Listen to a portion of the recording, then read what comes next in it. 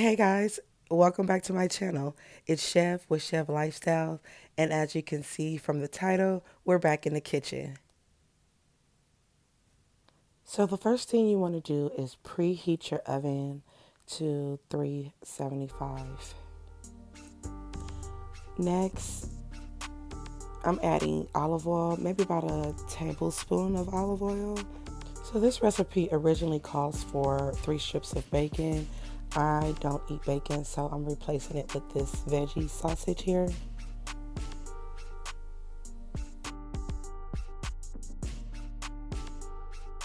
So next thing you want to do is go ahead, cook the bacon or sausage for about 5 minutes or so, and then add your cauliflower in.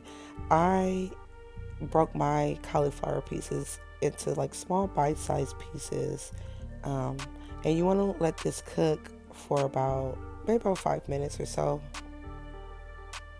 Sorry for the lighting. I know the lighting is kind of bright, so I do apologize for that.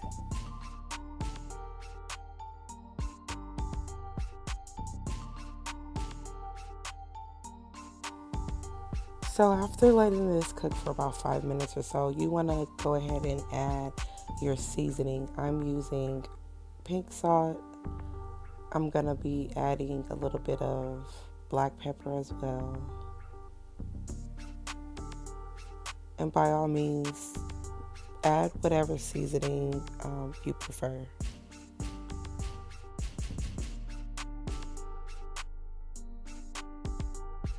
Next, you want to go ahead and add your chopped onions and garlic. I only had red onions on hand, so that's what I used. And don't judge me, but I'm just going to be adding this squeezed garlic.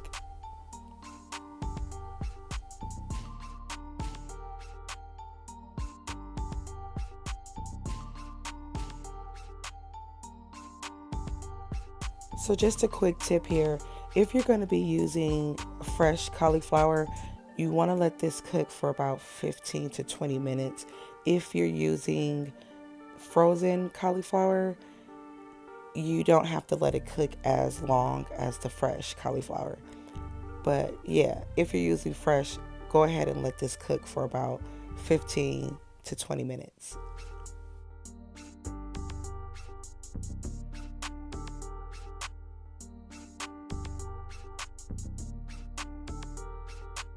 So in the meantime, while the cauliflower is cooking, we're going to go ahead and prepare the cheese sauce. I'm adding maybe about 2 to 3 tablespoons of Kerrygold butter. And then next, I'm going to be adding the cream cheese. And guys, it's kind of hard for me to give you like the measurements because I don't know, I really don't measure it. Here I'm adding the heavy whipping cream. This is just mild cheddar cheese. So I'm gonna let this simmer for about 10 minutes or so. So let's go ahead and grab all your seasoning, and by all means, again, use whatever seasoning that you prefer. I added minced onion, a little Italian seasoning, also smoked paprika, and black pepper.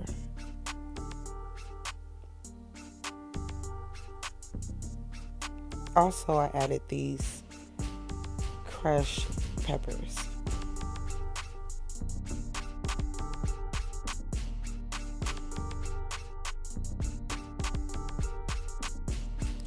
If you see that your sauce is getting a little thick, you can go ahead and just add a little bit of water to your sauce.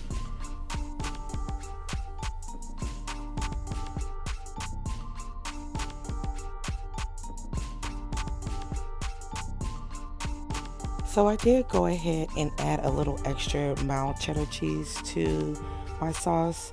Again, I really don't measure, so it's kind of hard for me to give measurements. Next thing I did, I added the sauce to the cauliflower. You want to go ahead and give it a mix and make sure like every piece is kind of like coated.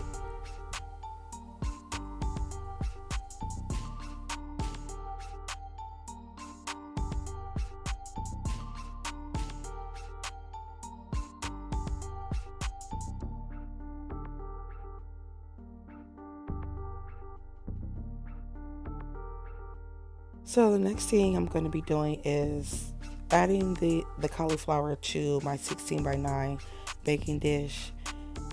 Also, I'm going to be topping it off with Parmesan cheese, the mild cheddar, and a little bit of Gouda cheese as well. Originally, this recipe calls for pine nuts. I don't have any pine nuts, so only thing that I had on hand was macadamia nuts. So I just went ahead and used what I had. So go ahead and let this bake for about 15 to 20 minutes. This keto mac and cheese came out really, really delicious. Nothing like the original mac and cheese, but it was really, really good. I think the next time I make this recipe, I'm going to be adding a little bit of jalapenos to it, kind of give it like a little kick. So thank you guys for watching. Hope this helped, and join me in the next one. Bye-bye. Also, make sure you hit the subscribe button and turn on the notification bell.